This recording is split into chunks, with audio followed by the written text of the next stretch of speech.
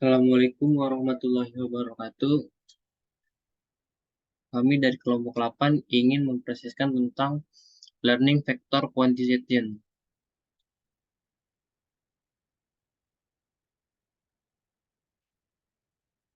yang terdiri dari kelompok 8 yaitu Bagas Prakoso, Lailatul Munjiah, dan Nabila Egy Syarafina. Pengenalan learning vector quantization. Learning vector quantization atau yang disebut LVQ adalah suatu metode untuk melakukan pembelajaran pada lapisan kompetitif yang terawasi. Suatu lapisan kompetitif akan secara otomatis belajar untuk mengklasifikasikan vektor-vektor input. Kelas-kelas yang didapatkan sebagai hasil dari lapisan kompetitif ini hanya tergantung pada jarak antara vektor-vektor input. Jika dua vektor input mendekati sama, maka lapisan kompetitif akan meletakkan kedua vektor input tersebut dalam kelas yang sama. Kusuma Dewi 2003. Pengenalan learning vector consistent atau yang disingkat LVQ terdiri dari dua lapisan, yaitu lapisan kompetitif dan lapisan linear. Lapisan pertama yaitu lapisan kompetitif mengklasifikasikan masukan dengan cara kompetitif. Lapisan kedua yaitu lapis linear mentransformasikan sub-sub kelas keluaran lapis pertama menjadi kelas-kelas yang telah didefinisikan sebelum target. Setiap subkelas diwakili oleh suatu neuron pada keluaran lapis kompetitif dan setiap kelas diwakili oleh satu neuron pada keluaran lapis linear. Neuron pada keluaran lapis kompetitif biasanya disebut sebagai hidden neuron, dan neuron pada keluaran lapis linear disebut sebagai output neuron. Subkelas pada lapis kompetitif adalah hasil kompetisi pada lapis tersebut, sedangkan kelas pada lapis linear adalah kelas yang didefinisikan oleh pengguna target. Pemrosesan yang terjadi pada setiap neuron adalah mencari jarak terdekat antara suatu vektor masukan ke bobot yang bersangkutan. Ini adalah contoh arsitektur learning vector quantization, yaitu ada input, bobot, jarak, dan output. Yang di sini adalah data masukan X min 1 sama dengan X min 6, data masukan W vektor bobot. Vektor bobot yang menghubungkan setiap neuron pada lapisan masukan ke neuron pertama pada lapisan keluaran. Step 2, vektor bobot yang menghubungkan setiap neuron pada lapisan masukan ke neuron kedua pada lapisan keluaran. X sama dengan W, perhitungan yang bertindak sebagai badan sel. F berfungsi sebagai aktivasi, Y berfungsi sebagai data keluaran.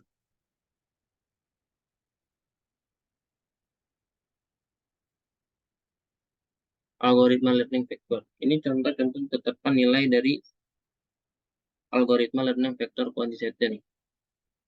Dari nilai bobot ke awal, variabel masukan, dan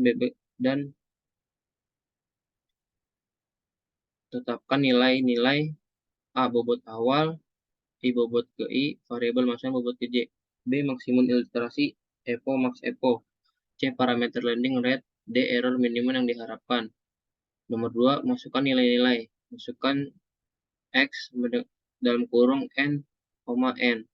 M sama dengan menunjukkan data ke M, N menunjukkan variabel masukan ke N. B, target.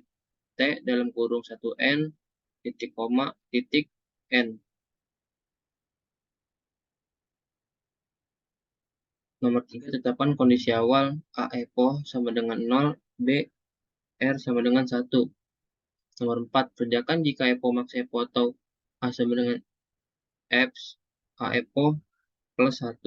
B, kerjakan untuk 1 sama dengan sampai N, tentukan J semikian hingga XW WJ minimum sebut sebagai CJ. Perbaiki WJ dengan ketentuan jika T CJ maka WJ baru, WJ lama tambah WJ lama. Jika T sama dengan CJ maka WC baru sama dengan WC lama kurang WC lama. Cek kurangi nilai A sama dengan A min A bintang 0,1. Keterangan rumus adalah T target jumlah selisih antara data ke M dan bobot, C kelas selisih bobot terkecil, dan W bobot, A rasio pembelajaran, X data. Kelebihan dan kekurangan learning vector quantization adalah 1. Nilai error yang merasakan lebih kecil dibanding backpropagation. 2. Bambu meringkas dataset yang besar dan mengubahnya menjadi lebih kecil. 3. Tidak ada pembatasan dimensi seperti pada Nerset Neckbore. 4. Dapat melakukan update modal secara bertahap. 5. Setiap atribut perlu dilakukan perhitungan jarak. 6. Besar akurasi yang dihasilkan bergantung pada inisial, model, dan parameter masukan serta jumlah data latih. Kesimpulan learning vector quantization adalah teknik pengelolaan data yang efisien dan cepat. Pada jaringan syaraf, LPQ dapat digunakan untuk mengklasifikasikan data berdasarkan pola atau garis tertentu. Keuntungan pengguna LPQ pada jaringan syaraf antara lain kemampuan untuk mengklasifikasikan data dengan cepat dan efisien serta mampu mengatasi masalah overfitting pada jaringan syaraf. Aplikasi LPQ pada jaringan syaraf sangat beragam, mulai dari pengenalan suara hingga pengenalan wajah.